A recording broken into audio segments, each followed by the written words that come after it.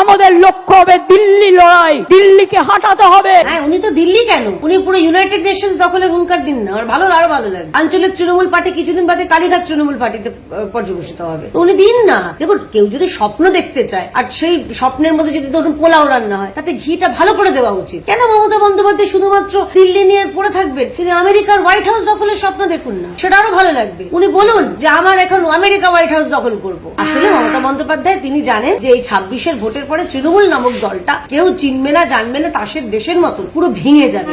একদম যে তাসের ঘর যেরকম ভেঙে যায় একেবারে এক টোকাতেই, সেরকম ভেঙে যাবে। তাই উনি এখন ওই বার্তা দিচ্ছেন নিজেদের কর্মী সমর্থকদের উজ্জীবিত করতে, কিন্তু উজ্জীবিত হচ্ছে না, সবাই হাসছে। কারণ লোকজনকে মদের ওই কুপন দিয়ে, ডিম ভাতের লোভ, এবার তো প্রমোশন হচ্ছে মাংস ভাত, এইসব দিয়ে নিয়ে গিয়ে কতদিন চলবে এই সার্কাস? ওটা তো 21-এর কোনো শহীদ মঞ্চ ছিল, ওটা সার্কাসের মঞ্চ ছিল। আগে আমরা ওই সার্কাস দেখেছি, পাগলু ডান্স দেখেছি। এখন আমরা দেখছি একজন রাজ্যের মুখ্যমন্ত্রী তিনি ওই শহীদ মঞ্চকে ব্যবহার করে রাজনৈতিক, তিনি ওখান থেকে স্লোগান দিচ্ছেন। লজ্জা করে না একজন রাজ্যের মুখ্যমন্ত্রী? তিনি বলছেন বদলা নেব ইমিডিয়েটলি। আমি তো অনুরোধ করব যে সাধারণ মানুষ বা মাননীয় আদালত, তা আপনারা বসে আছেন কেন? সুমোটো কেস করে ওনাকে গ্রেপ্তার করুন। যে রাজ্যের নির্বাচিত মুখ্যমন্ত্রী, গণতান্ত্রিক ভাবে নির্বাচিত মুখ্যমন্ত্রী, তিনি শুধুমাত্র তৃণমূলের হয়ে কথা বলেন, রাজ্যের অন্যান্য মানুষ যারা বিরোধী তার কাছে তারা যখন শত্রু, এইরকম মুখ্যমন্ত্রী এইরকম যে হিংসার কথা বলছে, গ্রেপ্তার করো, তাদের বাড়ির সামনে ধর্ণা দাও। আমি বলছি আমার বাড়ি, আমার যা হয় হোক, আমার বাড়ির পরিবারের গায়ে যদি একটা আঁচড়ও লাগে, আমি ছেড়ে কথা বলবো। দিদি,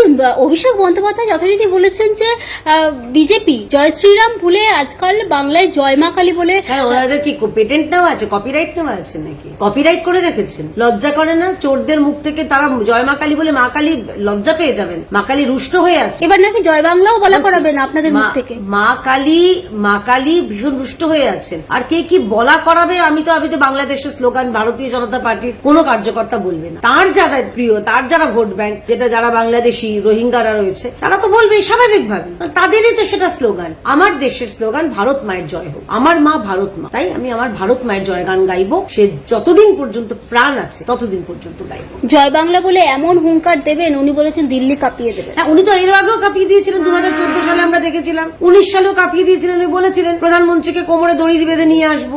এত কেঁপে গেছিলেন প্রধানমন্ত্রী যে তিনি তৃতীয়বারের জন্য আবার ক্ষমতায় চলে এলেন। এবারে চতুর্থবারের জন্য আবার প্রধানমন্ত্রী ক্ষমতায় আসবেন। উনি দেখুন, উনি তো কি সুন্দর, কত দূরদৃষ্টিও না। উনি প্রতিবার বলেন আর বিজেপির ভোট বাড়ে, বিজেপির প্রতি, নরেন্দ্র মোদীর প্রতি মানুষের সমর্থন আরো বাড়ে। এই মুহূর্তে সারা বিশ্বের মধ্যে জনপ্রিয়তম নেতার নাম হচ্ছে নরেন্দ্র মোদী। তার জনপ্রিয়তা উত্তরোত্তর বাড়ছে। আর মমতা বন্দ্যোপাধ্যায় চিন্তা করুন তো, উনি এসেছিলেন সততার প্রতিমূর্তি হয়ে, সরে গেলেন। উনি এসেছিলেন, আগে বলতো কালীঘাটের টালির চালা, এখন আমরা বলি সব চোরেদের পাঠশালা। সব নামছে নিম্নমুখী। সুতরাং কোন দলের কি অবস্থা সেটা রাজ্যের মানুষও বুঝতে পারছে। তাই ওই ডিম ভাতের কুপন, চিকেন ভাতের লোভ বা মদের কুপন দেখিয়ে লোক আনতে পারে, কিন্তু সেটা ভোট হবে না। যদি সেটাই হতো, তাহলে বামেরা যখন চলে গেছিলেন বা বামেরা চলে যাওয়ার পরেও তাদের ব্রিগেডে যে আমরা লোক দেখেছি, সেটা যদি অন্তত ওইটুকু লোকও যদি ভোট বাক্সে ভোট দিতেন, তাহলে বামেরা অন্তত একটা অন্তত সিট পেত। এরকম শূন্যস্থান পূর্ণ করে তাদের বসে থাকতে হতো। আজকে কিন্তু বামেরাও যথারীতি ওই বাঙালি হেনস্থার প্রতিবাদের পথে। স্বাভাবিক তো, শুনুন, এরা সব ইন্ডিগো জোটের শরীর। বাঙালি